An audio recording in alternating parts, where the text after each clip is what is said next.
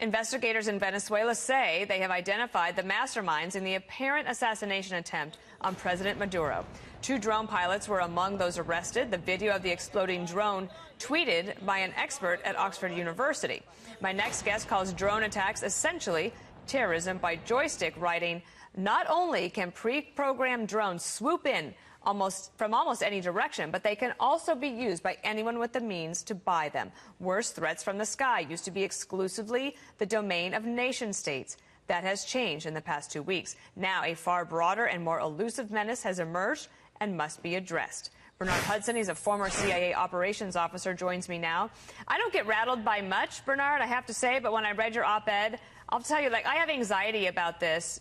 What can governments do to protect people? Well, I think there's 2 things, Dana, that governments need to do. And number one, they are already doing it worldwide, which is go look for the bad guys and the people who want to carry out these sort of attacks. There aren't more extremists in the world today than there were 2 weeks ago, but they've now gotten a tool that previously they didn't have, which essentially is something you might call a suicide bomber in a box. The other piece that governments need to focus on, it's actually more the drone industry. Stopping a drone requires you to actually see that drone before you can do something to it. Currently, it is very technically hard to actually see these small objects flying around, especially in cities where you have tall buildings.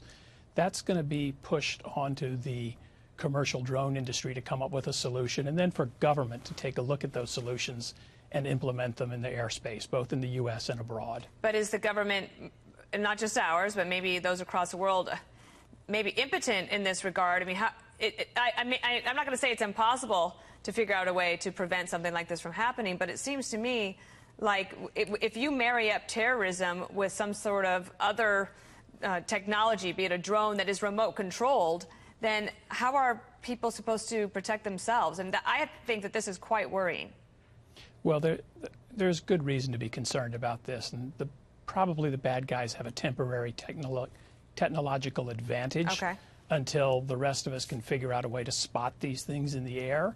We'll eventually, in the drone industry, they'll figure that out, but there's this temporary period where, unfortunately, there's an advantage to the bad guys, because the one place we never looked at threats coming to us from is usually from the air. I mean, that's always been something only a government could do, and now it's an extremist with a few $1,000s and an agenda. There was speculation that perhaps Maduro, that this was sort of a planned exercise to make it look like he had an assassination attempt to get some more support in the country. There were rallies held in support of him yesterday. Have you heard anything like that? I have not, and when you take a look at that video, it would seem to me to sort of demonstrate kind of a loss of control when that happens at a public event like that. I'm not going to say I'm an expert on Venezuela, but the threat is pretty serious. 2 weeks ago, we had a threat to the airport in Abu Dhabi from rebels in Yemen that launched a drone hundreds of kilometers into the United Arab Emirates, into an active air zone. So it isn't just, I mean, as bad as the Venezuela piece is, it isn't the only event we're watching these days. And then let me take outside of governments. Of course, human beings like to go to big events. They like outdoor gatherings. We're coming up on all sorts of things like football season, concert season. Are there things that private companies should be doing to try to figure out a way to protect their patrons from possible things like this? I think they're probably continuing to work closely with local law enforcement because, again, there will be people behind these attacks, and these people leave footprints that security services around the world are looking for. Unfortunately, right now, and again, it's a good question, in the counter-drone world, things that you could buy and do, it's quite limited. There's a lot of hyperbole about what can be done in the counter-drone space, but there aren't great one-size-fits-all solutions yet. There will be eventually, but there isn't today. Well, it sounds like we need some innovation in that world for the good guys. Thank you, Bernard. Appreciate you coming on. My pleasure. Thank you.